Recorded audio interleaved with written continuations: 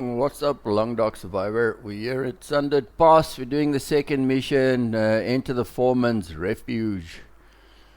It's pretty cold up here, minus 35.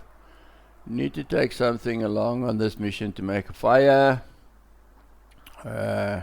Take something that will warm you up, some beans and some tea, whatever you've got, some beverages. More important than anything for this mission is take along some rifle ammo, because you're going to tangle with some Timberwolves. There's a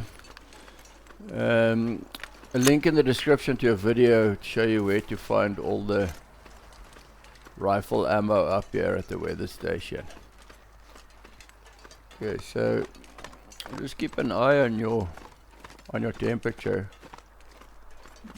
Up here at this elevation, it's very cold most of the time. So just keep an eye on that. I'm just gonna speed this up a tiny little bit.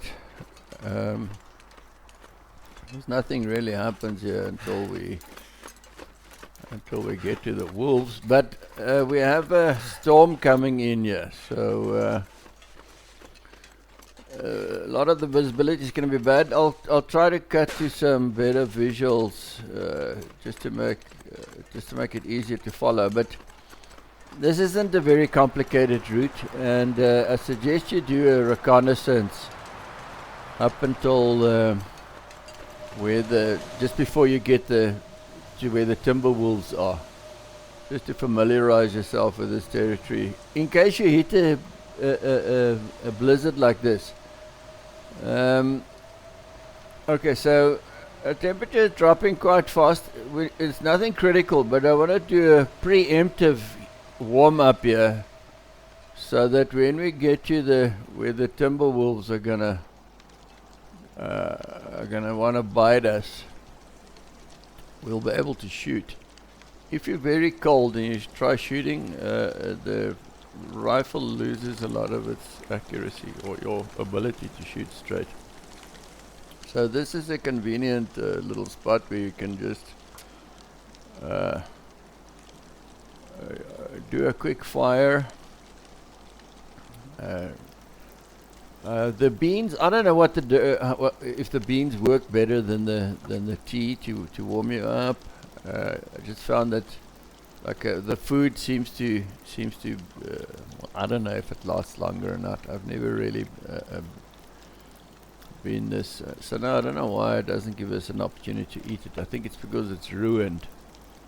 But our cooking's maxed out, so we don't get any, we're not going to get any food poisoning from this.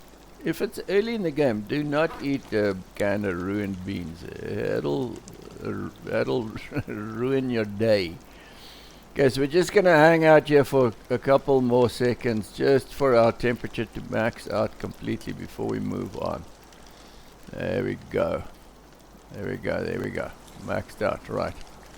Okay, now we can go with the next part here. Okay, as soon as we get out, I'll show a better video, better visuals of what it looks like here when it's not, when we don't have fog and blizzard and stuff. Okay, so there's some dead guys on this route. They don't have anything really spectacular loot wise.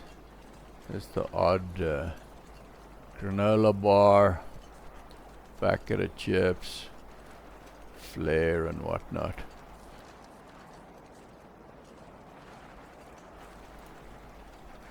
Okay, so coming up is a rather big basin, and it doesn't have a name. There's no landmark name on it. Potential place where you can find a moose. You're definitely going to find Timberwolves here. And I've tried a lot of different things to try not get seen by them, but unfortunately they are going to come for you. Okay, just going to another video here where I did a survey You can see where it is in relation to the weather station. It's like a northwesterly thing, because there's a log up there that you can climb over. I'll do another video showing, or I'll do videos with all the points of interest. Okay, so there are the wolves on the left hand side. You want to try and keep to the right hand side there, over there, where that's the best spot for a choke point, where you can fight these wolves. We have a chance of fighting these wolves without them doing too much damage.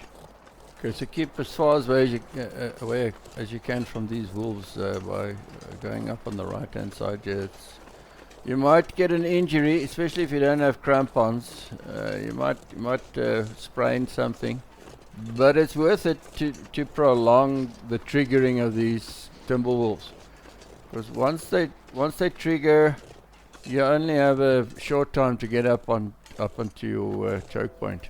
So you see this little snow berm under the rock here. It shows you that you're really close to where you want to go. You want to go all the way up as high as you can, and they will come through that area, which is the best place for shooting them. You very rarely get more than 2 wolves, and our temperature is still nice and stable. Yeah, if you're cold, if you've got hypothermia, if you have a hypothermia alert, you will be shivering, and that messes with your aiming in a very negative fashion. Okay, so when visibility is bad like this, the wolves are not gonna come at you. You've got to go. You've got to walk a bit forward so that they can see you.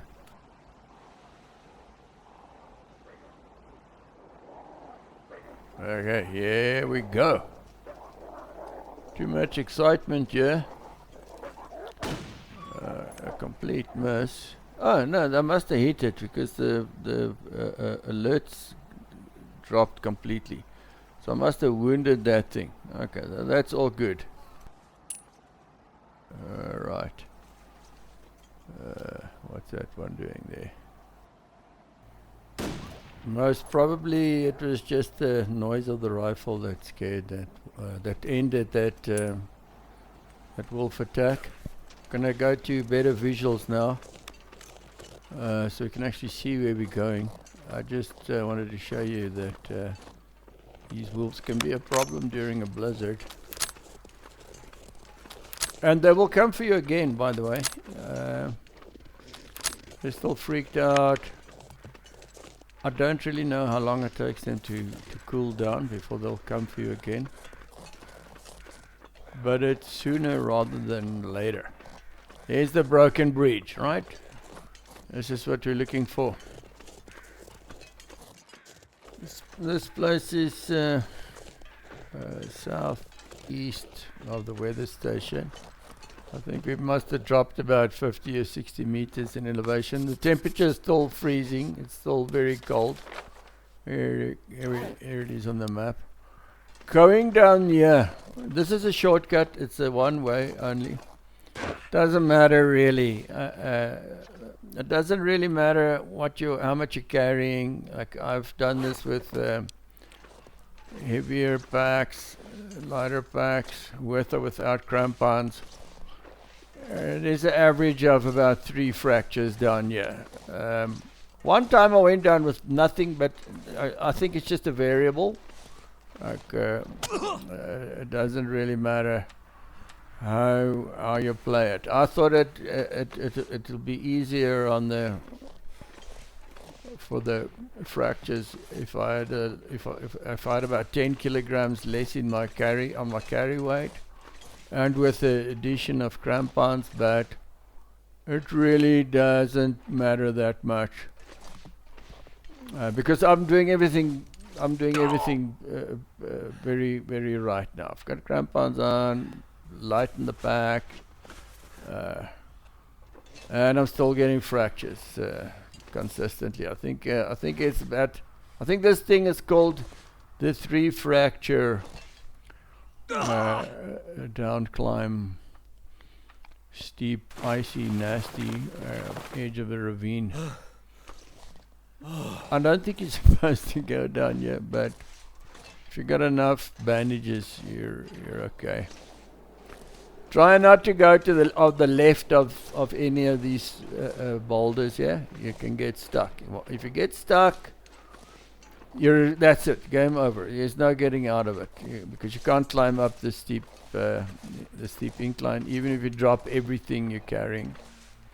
And by dropping everything you've got, it will also cause even bigger problems. I forgot to mention that you've got to crouch when you go down. Hit control to crouch when you go down there. That'll just give you less injuries. Okay, I'm not going to go back to the blizzard footage. It's not really helpful for anything.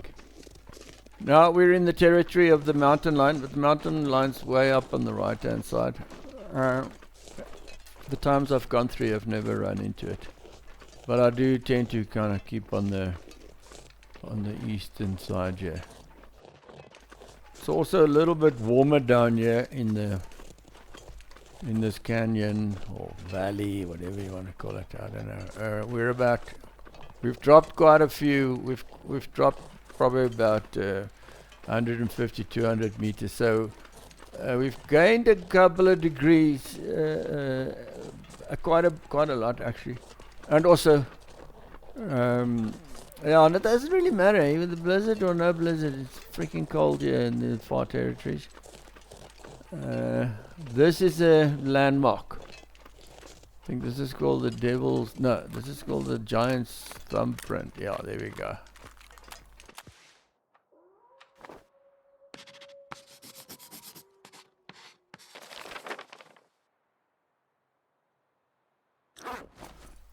So nothing happens between here and the cabin. So I've sped this video up, double the actual speed. I didn't want to make it as crazy as some of the other early videos that I did. It's like, some of those things are so crazy fast. So just check out the landmarks there. Okay, that the canyon side. Just head south, basically. Just go for south. Even if you hit that canyon wall, if it's dark or if you're in a blizzard, just hit the right hand wall and then just stick with it.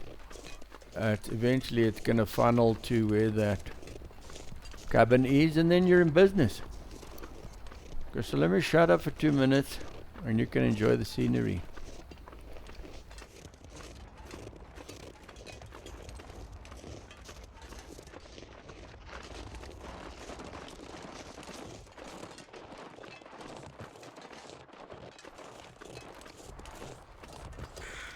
Okay, here we go. Everything's pretty obvious. Okay, there's a dead guy. Lots of stuff here.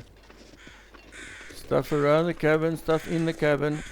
To get inside, obviously, right? To go through the door. Loads of stuff that you can find here. I haven't seen if there's a recipe anywhere. Go in here, go through this thing, use your key, and there's the thing you're looking for. And that's it. Thanks for watching. Enjoy playing Long Dog. See you later, and please don't think about subscribing. Just hit the blue.